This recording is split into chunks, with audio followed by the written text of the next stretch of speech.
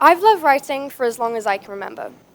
Ever since I was little, stories have been my escape, my outlet, and honestly, my obsession.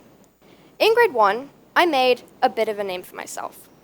Not for academic excellence, but for flat out refusing to read the school-assigned books because I was too busy reading Harry Potter for the 100th time.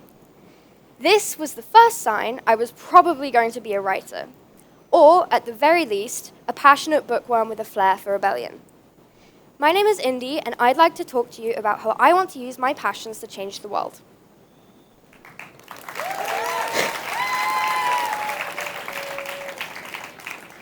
I can't imagine a life without reading and writing, but for 774 million people, that's reality.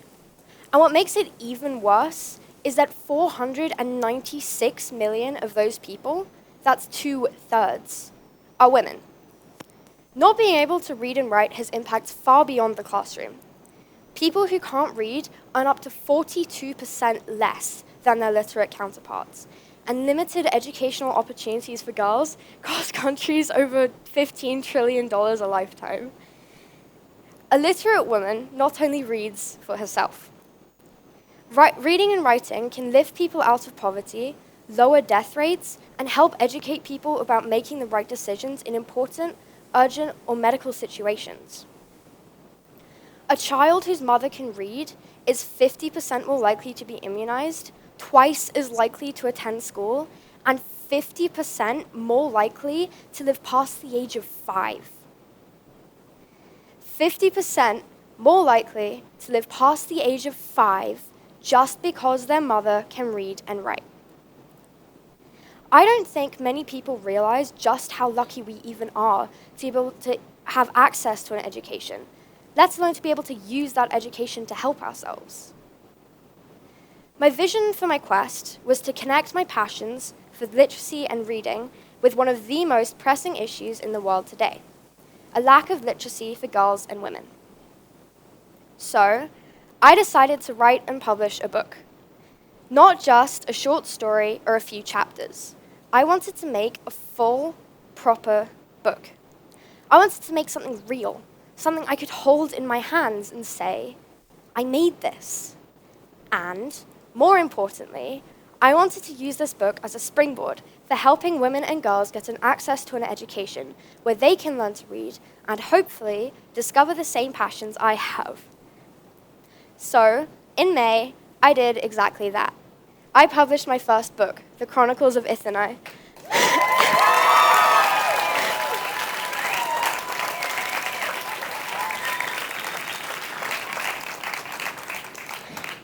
A dystopian fantasy about the ups and downs of growing up in a world where the government isn't exactly reliable or trustworthy.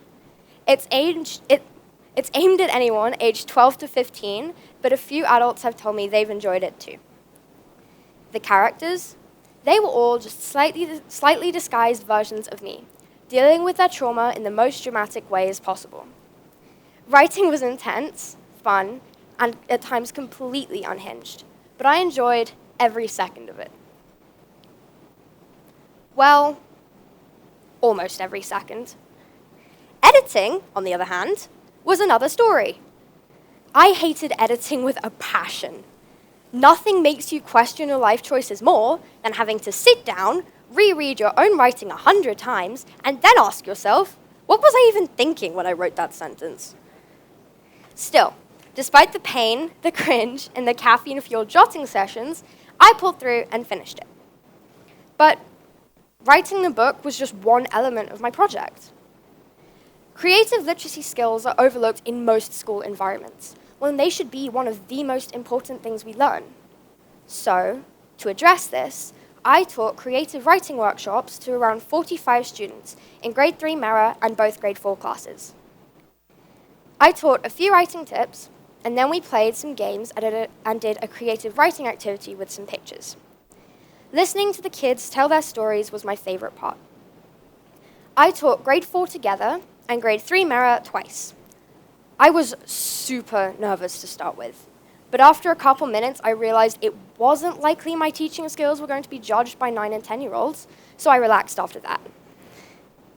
I also wanted to use a portion of the sales for my book to help support an Indonesian charity working to provide local access to free education and literacy. I chose to support Room to Read Indonesia, who focus on supporting children with developing literacy skills and a love of learning, also supplying free education and literacy around the world, especially to women and girls.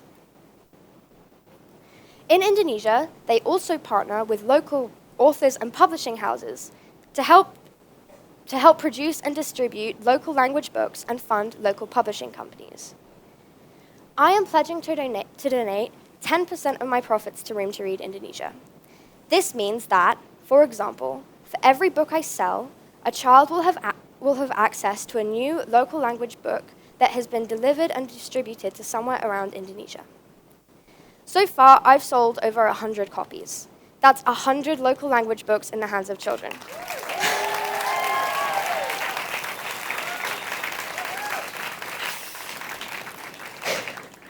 And have orders from the USA, Ireland, Scotland, England, Switzerland, and Australia.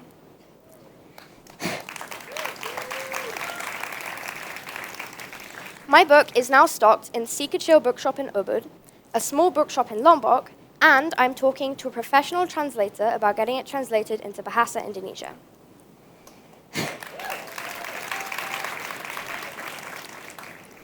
Janet Denif, the founder of Ubud Writers and Readers Festival, has also invited me to teach a kids' creative writing workshop there this October.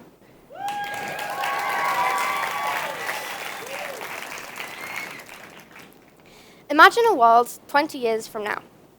Imagine that if the same money and attention was directed to childhood literacy as it is spent on political campaigns or sending tourists to space, that women and girls would be able to have the same access to an education as boys. A study by the UN showed that only 1/3 of all researchers are women. As of 2024, only 26.5% of all national parliaments are women. Women only make up 30% of science, technology, engineering, and mathematics workforce worldwide. I hope that one day, a new generation of girls will be able to turn their dreams into words, and turn those words into skills that lift them out of poverty. I hope that little girls everywhere will know that no matter how ridiculous they think their ideas are, they do deserve to be listened to. So, what can you do? To help, you can donate to Room to Read, do your own fundraising for similar charities, or support the school library. You can also help an Indonesian child in your neighborhood with access to reading material or school fees, and of course, buy a copy of my book. My quest wouldn't have been possible without Isla Ward, who read my book first and dressed up as my protagonist for book day, Ibu Laura for being an amazing mentor and hyping me up when I felt dead inside, my sister Amalia for helping me with book marketing even though I didn't ask her to, my dad for helping me with book formatting and editing, free coffee for fueling most of the writing of the speech, and Chris Thompson and Dawn Carr for helping me edit my mess of a first draft.